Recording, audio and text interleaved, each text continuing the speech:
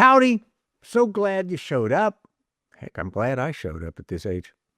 But I'm going to keep doing it too. In the book of Luke, Jesus said, a kingdom or house divided against itself cannot stand. We live in the United States of America. We have something called a Pledge of Allegiance, part of which says, one nation under God, and here's the kicker, indivisible, meaning we can't be broken. Now, hang on a second. I don't know about you, but as I look around what's happening in this country, we have never been more divided, and I would argue less one nation under God.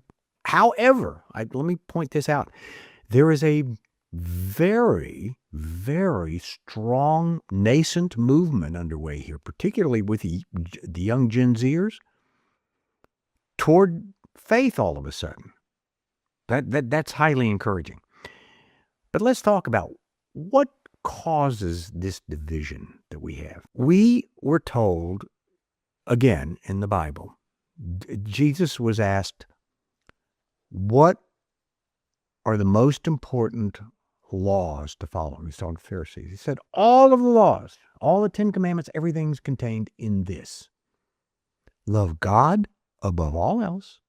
Love your brothers as yourself. What we're actually talking about here is love. I ran across this. This is not my own. It was actually from a woman named Elizabeth Sherrill. The ingredients of love. And she's talking about in Galatians where the fruits of the Spirit here. So the fruit of the Spirit is love. And what are those? What are the ingredients of love? Here are the fruits of the Spirit. Joy, that is love smiling. Peace, that is love resting. Patience, that's love waiting. Goodness, that is love making allowances and sacrifices for others.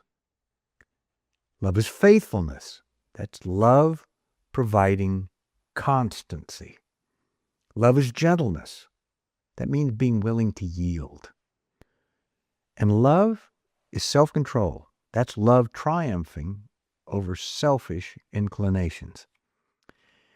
In a time where politicians over the last many decades have used race to divide us in this melting pot where supposedly we're all supposed to get along, and then they invented this thing called transgenderism, which of course is completely non-scientific, where we're supposed to believe that somebody can just decide that they're going to be another sex.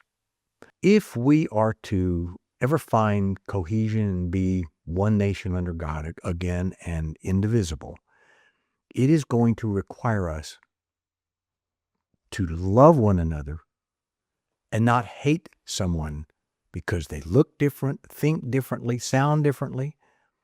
You can and should love someone even if their politics is very different than your own. But that's not where we are right now. And we're that way because it has been manufactured by people who want to control us. God does not see color, race, any of that stuff. God made us all, and he made us all with love. If you want to have that love of Christ and allow this to grow in you and begin to change you so that you think differently and respond differently to the conflict that is very real in this world, by inviting Christ into your heart, you will begin to change.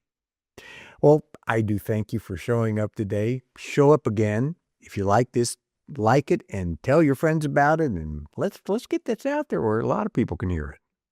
God bless.